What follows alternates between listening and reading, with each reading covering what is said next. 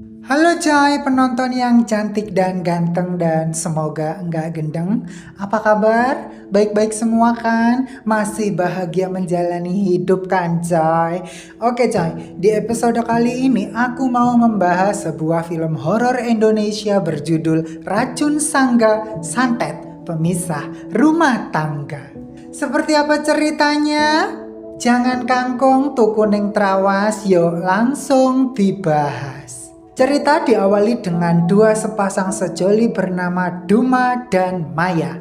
Ceritanya mereka berdua ini baru saja wisuda, lulus kuliah. Maya langsung ngomong ke Duma kalau dia itu pengen banget segera dinikahi sama Duma.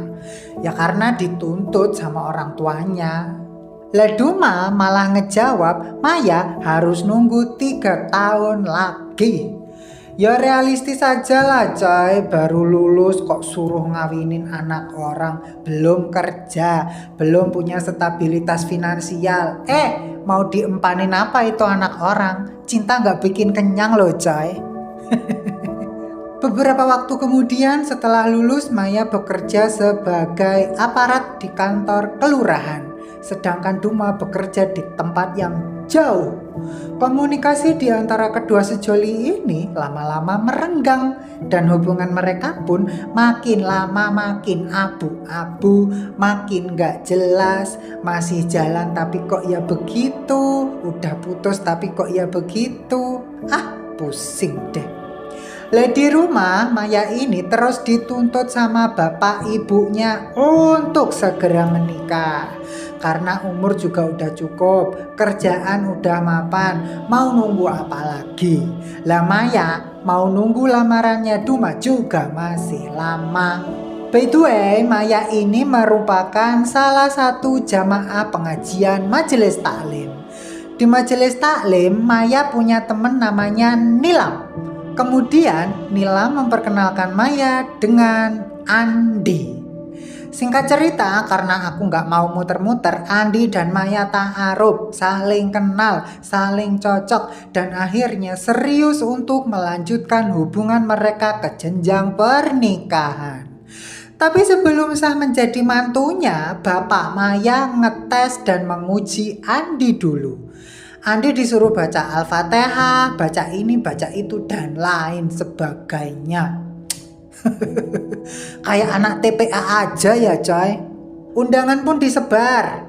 Maya pun menelpon Duma untuk mengabari sekaligus minta maaf karena ia menikah dengan laki-laki lain.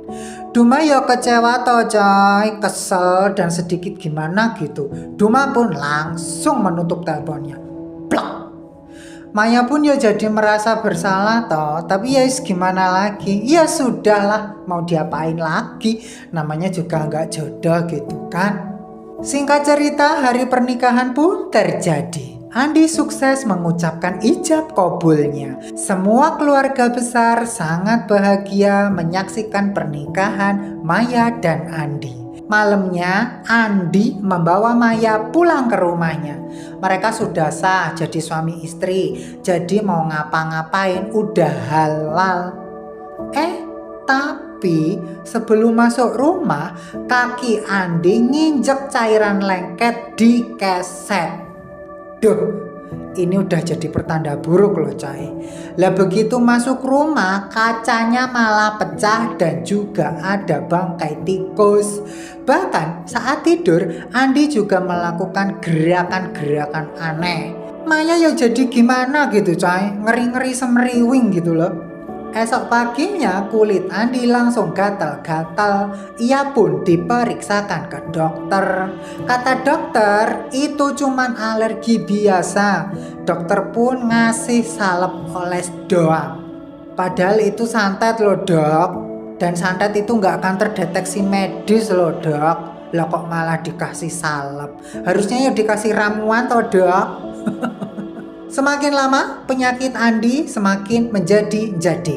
Di tengah kesibukannya, Maya tetap setia mendampingi Andi. Ia begitu telaten dan sabar merawat Andi. Suatu ketika, Maya merendam kaki Andi dengan air hangat. Tiba-tiba, makluk, ada kepala cicak jatuh masuk ke ember. Kata orang-orang tua itu juga bertanda buruk coy. Buruk pokoknya. Di tengah-tengah musibah yang mendera rumah tangga mereka, Maya pun memberikan kabar baik. Ia ngasih tahu Andi kalau saat ini ia hamil. Andi dan Maya yo bahagia toh. Andi langsung memeluk Maya. Mereka berdua tak lupa mengabari bapak ibu Maya. Pokoknya semua bahagia deh coy atas kehamilannya Maya. Malamnya Andi melakukan perilaku aneh lagi. Ia menunjuk-nunjuk sesuatu dan matanya menangis. Pokoknya semenjak saat itu kondisinya Andi makin parah. Someday ketika masak-masak untuk acara syukuran kehamilan, Andi seperti dirasuki oleh barang gaib. Kulitnya langsung gatal-gatal. Dan ia pun sedikit kesetanan. Bahkan ia sampai menggaruk tangannya dengan parutan sayur. Darah yo auto bercacaran dong coy. Keluarga besar yang saat itu sedang ngumpul yo langsung panik.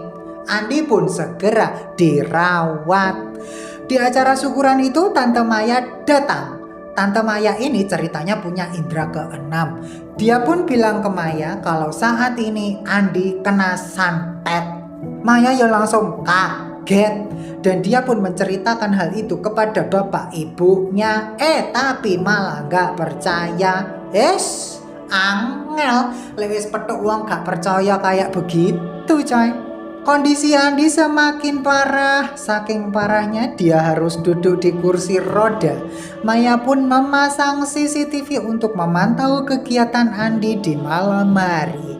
Dan benar coy, Andi sering berperilaku aneh. Andi sering menatap CCTV dengan tatapan kosong. Kadang-kadang kursi roda yo bergerak sendiri. Pokoknya aneh banget coy. Untuk jaga-jaga Maya ini bahkan sampai menyembunyikan semua benda-benda tajam di rumahnya. Karena Andi ini juga mempunyai dorongan untuk bunuh diri. Biar santet itu emang bener-bener jahat coy. Beberapa waktu kemudian Maya membawa Andi ke seorang ustadz. Andi ya diruqyah toh coy. Tapi ustadznya itu malah angkat tangan. Kata ustadznya santet yang menyerang Andi dan Maya sangat kuat. Ustadznya enggak bisa mengatasi. Kasihan pokoknya si Maya ini. Udah lagi hamil malah diuji dengan musibah kayak begini. Tapi Maya gak mau menyerah. Ia terus mengajak Andi berobat ke tempat lain. Dan hasilnya ya tetap sama. Pindah tempat lain juga sama saja. Sampai pada suatu ketika Maya bertemu dengan seorang pintar yang sudah bapak-bapak. Bapak-bapak itu cerita kalau Andi terkena santet yang namanya santet racun sangga. Ini adalah santet pemisah rumah tangga. Jadi ada orang jahat yang mengirim santet itu agar Maya dan Andi bercerai alias bubar. Untuk menggantikan efek racun itu, Maya harus melakukan ritual. Awalnya Maya yo agak gimana gitu ya coy. Selama ini loh dia itu hidup di lingkungan agamis dengan didikan Islami. Kalau dia menghubungi dukun lah ya lucu toh, kan bertentangan dengan prinsip hidupnya. Tapi ya mau gimana lagi, demi kesembuhan suaminya, Maya pun harus mengesampingkan keimanannya dahulu. Maya dan Andi pun mendatangi seorang dukun. Mereka pun segera menyiapkan tempat, sesajen, dan syarat-syarat lain. Ritual pun dilakukan. Dan suasana ritual benar-benar magis dan mistis. Begitu ritual selesai, santet racun sangga pun keluar dari tubuh Andi. Andi pun sembuh, kembali normal, dan menjalani aktivitas seperti biasanya lagi. Tetapi ternyata efek ritual itu hanya sementara coy. Ingat loh, ini santet racun sangga loh. Katanya ini adalah santet yang paling kuat. Setelah itu Andi mulai mengalami hal-hal aneh lagi. Tiap dia melihat Maya itu mukanya kayak orang tua yang udah cantik dan gak menarik lagi. Andi pun mulai ilfil sama Maya dan Andi mulai main mata di luaran sana. Setiap hari Andi menghabiskan waktunya di luar untuk urusan kerjaan. Andi jarang pulang ke rumah dan Maya sering sendirian di rumah. Wes udah sendirian di rumah, Maya malah menerima teror-teror gaib. Pokoknya sangat menyedihkan nasibnya Maya ini, coy. Karena jarang di rumah dan jarang bertemu, makin lama komunikasi Andi dan Maya makin renggang. Dan puncak dari badai prahara rumah tangga mereka, Maya pun menemukan bukti dan mengetahui Andi selingkuh. Andi main perempuan. Maya yo marah besar toh. Maya pun langsung balik ke rumah bapak ibunya.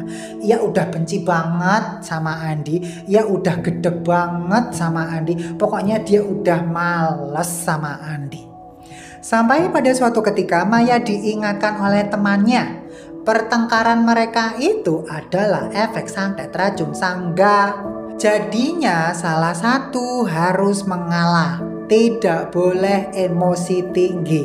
Karena kalau terus begitu, salah satu di antara Maya dan Andi bisa mati. Maya pun sadar dan akhirnya kembali pulang ke rumah Andi. Tapi begitu sampai rumah, Maya kaget. Andi tergeletak di lantai dan sekarat. Dari mulutnya keluar banyak darah. Setelah itu Andi segera dibawa ke dukun untuk diobati. Tapi dukunnya malah udah mati. Ya. Apa sih kok ya double-double begini toh, coy. Setelah itu Andi langsung dibawa ke Pak Idrus. Kata Pak Idrus, penawar santet ini adalah daun sangga dan ada di belakang rumah Pak Idrus.